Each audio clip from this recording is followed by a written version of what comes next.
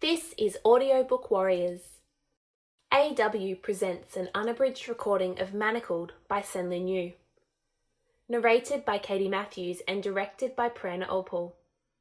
And now Manacled by Senlinyu, Chapter 22. The next morning, Hermione dragged herself from bed and into the bathroom down the hall with a shower. The hot water beating down and radiating around her was the closest thing to physical comfort that she had access to. She closed her eyes and stayed there, eventually sinking down onto the floor and hugging her knees as she squeezed her eyes shut and tried not to think about the previous night. She focused on her shower. One of the most underappreciated aspects of magic was the never-ending supply of hot water. The temperature never faltered or ran out. It just streamed down upon her. If she stayed there for an entire day, the water would still come out hot. When she finally forced herself to turn off the taps and climb out, she then stood in the middle of the steamy bathroom, trying to summon the willpower to dry off and dress. She had never felt so unmotivated. Existing seemed like such an unfair demand. Hermione would give anything for a book, anything to read but the news. She was sick of the news. Perhaps she would go for a walk. She hadn't been outside since the equinox. She didn't know if she was ever going to be able to go near the hedges again, but perhaps she could manage a walk along one of the lanes. She could inspect the buds on the trees, count daffodils, something. She walked out of the bathroom and went down the icy hallway wrapped in a towel. Back in her room, she went over to the wardrobe to pull a fresh set of robes out. Laying them out on the bed, she dropped the towel and surveyed herself. The remaining scars from Montague had all faded entirely. There was a spot on the inside of her right breast that still felt scarred in the tissue. Hermione ran her fingers over it thoughtfully. It had been so deep, it probably should have required a more specific healing charm. The area felt taut. It had been deep enough that the damaged tissue was not just dermal. Typical healing charms were designed for skin and muscle repair. There was probably a specific spell for repairing mammary tissue, but Hermione couldn't remember it off the top of her head. She closed her eyes and tried to think back and see if she could remember learning it. She could remember a large book of healing spells. She'd carried it with her constantly for several years, shrunk to fit in her pockets, always on hand, stained with blood and potions that spilled and sank into the pages when she was too busy to charm them away in time. Dog-eared to the most important sections. So many dog-eared pages, crammed with her notes in the margins. It had been the first thing she bought after Dumbledore died. She remembered the large owl that flew into the Great Hall of Hogwarts and dropped it for her. Everyone else had been talking about restarting DA, buying books on defensive magic, but Hermione had turned to healing. It had been the start of the schism, the space that slowly grew between herself and everyone else her age within the Resistance. While they'd been drilling shield charms and stunners, she'd gone to Madame Pomfrey and asked for an apprenticeship. She spent most of her days with Madame Pomfrey, memorizing every healing spell and advanced diagnostic charm the school matron could teach, learning which signs and symptoms to look out for. Healing spell work was highly precise, subtle. It required the ability to filter out distractions and focus, to channel magic with extremely delicate nuance, determine the proper spell, perfect the inflection, and then funnel down one's intentions with precision. Healers didn't use physical scalpels, but magically speaking, the mental exactitude and wand work was comparable. Hermione had memorized diagram after diagram of human anatomy, drilling herself on all the details she needed to train her eyes to pick up in a diagnostic, puzzle pieces of information that had to be assembled in order to identify what might be wrong. Then in the evening, she'd head to the dungeons to study potions with Snape. When she had finished with healing and potions, she would sequester herself into a corner of the library, rifling through book after book in search of useful spellwork for Harry, until she'd fall asleep there. Slowly, she had drifted away from her friends. They were all so righteously angry and yet optimistic following Dumbledore's death. There was a fire of certainty driving them that Hermione couldn't seem to spark within herself, even at the very beginning. The more she learned, the more her confidence regarding the outcome of the war seemed to wane. No one else seemed to appreciate how hard it was to keep people alive. When she failed to share the optimism, it offended them. She was Harry's friend. Why wouldn't she believe in him? Why was she so determined to make everyone feel scared? Did she think she was smarter than them? She couldn't even cast a Patronus anymore. Maybe if she spent more time practicing her defensive skills, she'd stop being so morbid. It wasn't that they weren't taking the war seriously. It was just that their perspective was narrowed. It was light versus darkness, good versus evil. Light always won. Look at the stories, look at the history books. Yes, some people would die, but it would all be for the cause, a worthy death. They weren't afraid to die for that. Eventually, Hermione had stopped talking and withdrew with her books. There was no point in noting that history books were written by the victors, or that there were plenty of wars in the Muggle world where lives were just another form of ammunition, where battles failed to mean anything or produce more than a new list of casualties, a fresh row of graves. Maybe they all needed to believe such things, but Hermione couldn't. She'd needed to prepare, so she busied herself in healing, in potions, in books, until the Ministry of Magic fell and the war officially began. Then she'd be rushed off to begin studying in France, then Albania when France became too dangerous, then Denmark, then Austria? No. Had there been somewhere else before she went to Austria? It felt like there was a gap, a blur. Hermione pushed at the blank space in her memory. Somewhere else she'd gone to study. Where could it have been? Why would she forget it? She forced her mind toward the blur, and it was just dimness. A low golden light emanating from a lamp. Dust, the scent of old paper, dry and green, and the thin chain of a necklace in her hands. Nothing else.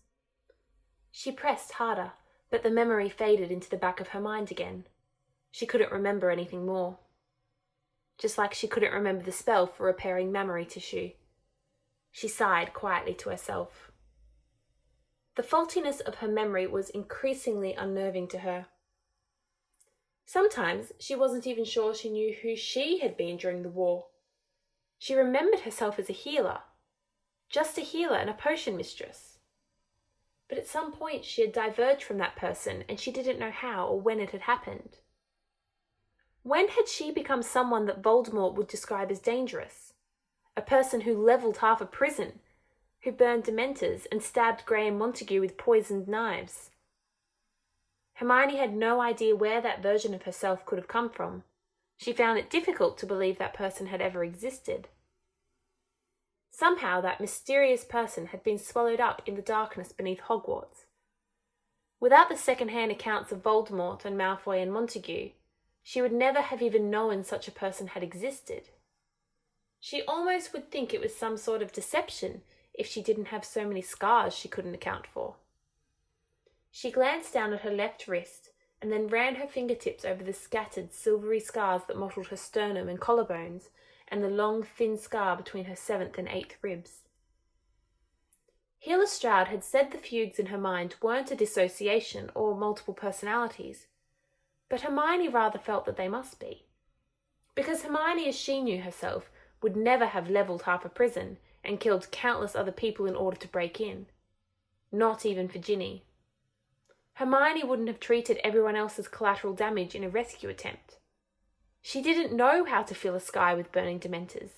She had never carried poisoned knives, much less learned how to stab anyone with them. There was something cavernous in her ignorance, and she didn't know how to reconcile it. She pulled on her robes, went downstairs, and wavered at the veranda door. The air was warm and smelled loamy, with faint traces of sweetness. There were huge beds of daffodils and irises that had seemingly sprung up in previous 2 weeks. The birds were singing. It was as though the outside world had transformed itself while Hermione had been lying in her darkened room.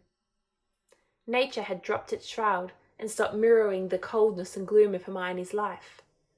The world had left her behind. It had sprung to life again, but Hermione was still trapped in a cage, cold and deadly. She turned and walked back inside. She didn't want to feel the stirring of spring, nor on her skin or in her blood. She didn't want to think about life stirring, not around her, not inside her. Topsy appeared before dinner. "You is to get ready now," the house elf squeaked. It was hours earlier than Malfoy had ever come before. Hermione had no idea what could possibly be the reason for the change. Every bit just added unpredictability and only made it worse.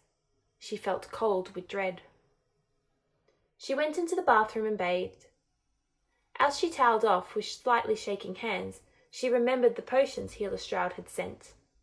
She had been so nervous the night before she had forgotten them. After dressing, she went and pulled one of the vials out of the bathroom cabinet. It wasn't a draught of peace. The colour and consistency was unfamiliar. She sniffed it. It was tangy in her nostrils, slightly citrus and peppery. She put a drop on her fingertip and tasted it. It was warm and mildly sweet on her tongue. She waited a minute. She felt less cold with anxiety. She swallowed it and it felt hot, sliding down her throat. As it reached her stomach, the heat seemed to bloom outward through her whole body. Her skin suddenly tingled and grew sensitive. Hermione froze, gasped with horror and lurched forward, staring wide-eyed in the mirror. Her cheeks were flushed and her eyes were dilating as they stared at her reflection. She pressed her hands over her mouth and stumbled back. Stroud had given her a lust potion.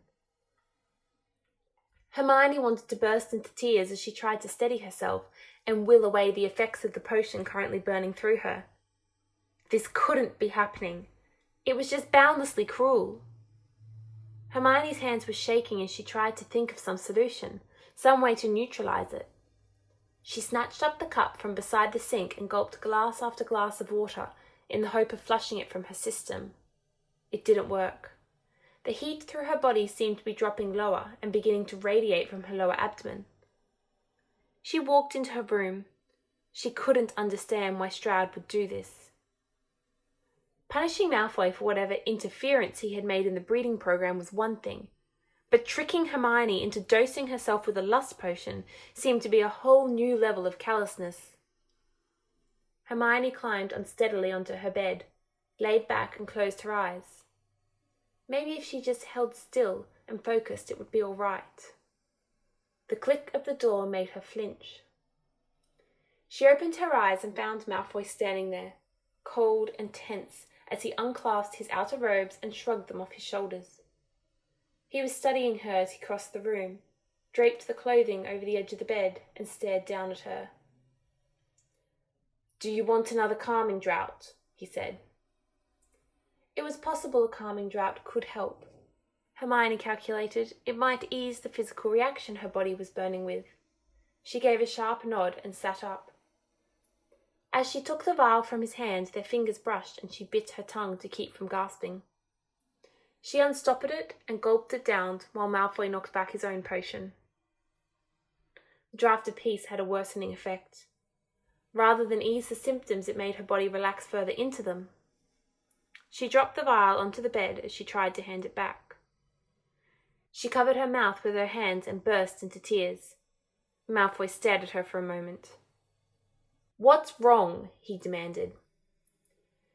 "Healer Stroud sent a set of potions that she said would make things easier," she said, smearing away the tears and staring determinedly down at the covers on the bed. "I forgot about it yesterday, but I took it tonight just before you arrived. I thought it would be for anxiety. That's what it seemed like when I tested a drop. It's not like I can do spell analysis, so I took it, but..." She choked slightly. "It was an aphrodisiac." There was a stunned silence. "You are an idiot," Malfoy finally snarled. "Do you just swallow anything without asking questions?" Hermione flinched. "Last time I asked you to identify a potion sent to me, you forced it down my throat out of sheer spite. Was I supposed to assume it would be different with you this time?" Malfoy was silent. The rage emanating from him was palpable, like heat waved from around a flame. The air almost seemed to distort around the edges of his body as he stood there glaring down at her. "You are an idiot," he finally said again. Hermione wanted to curl in on herself like a ball. The heat in her core was distractingly steady, and her whole body felt too warm and sensitive. She felt hollow inside. She wanted to be touched. No one had touched her in so long. No, no, no! She took a deep, shuddering breath. "Can't you just wait and do it later tonight? I'm sure it will wear off after a few hours." "I can't. I've suddenly been required in France tonight. That's why I came here early. I won't be back to the manor until late tomorrow," Malfoy said. Hermione gave a small sob. "Fine," she choked, and forced herself to lay back down on the bed. "Just do it." She squeezed her eyes shut and tried to focus on counting backward from 1,000 by doubling the subtracted number each time. -1, 999. -2, 997. -4, 993. -8, 985. She felt Malfoy pushing her robes aside and shivered. -16, 979. -32. Malfoy's fingers near her core abruptly shredded her concentration on subtraction, and she let out a smothered moan as her eyes snapped open. Malfoy was staring down at her with wide, horrified eyes. She stared at him. She'd never really seen him as someone sexual before. Despite 5 months of having him bend her over a table, the sexual aspect of him had never really registered. He was cold and dangerous. Beautiful, but only in the aesthetic, like a marble statue. Not something hot-blooded. Not something she wanted any kind of physical contact from. She'd never, ever wanted to be touched by him in any sort of way. Now, she wanted to feel his lips against hers, to feel his hands on her. The weight of him that she'd been so desperate to escape from the night before, she wanted to feel it, to have him bearing down on her, pressing into her. The burn of arousal in her core was mind-numbing. She'd never felt the need to have something inside her before, but as she lay there, she felt ready to scream if he didn't touch her. She had not thought the second night could possibly be worse than the first, but it was 1,000 times worse. She forced her eyes shut again so that she'd stop studying his face, stop taking in all the details of him that she'd never cared to take note of before. His hair and sharp cheekbones, the intensity of his eyes, his thin lips and straight white teeth, the precise lines of his jaw and his pale throat disappearing into the black collar of his shirt. "Just move," she said, and nearly sobbed with the effort it took not to just move herself. A moment later, she felt him prod and slide into her, and she immediately canted her hips forward to take him deeper. She buried her face in her hands and tried to tear her mind away, while she gasped against her palms and felt ruined. She was shaking. All she could think of was how much she wanted him to move, hard and fast. Whimpers kept forming in her throat and she couldn't smother them. She held herself so rigidly her entire body shuddered as she tried not to allow any kind of reaction. The coil of want was drawing up tighter and tighter inside of her. She bit her lips together. She would not give in. She just needed to hold out. He'd come soon and it would be over. Then she could leave the potion to burn itself out of her. His thrusts were becoming longer and harsher the way they did as he reached the end.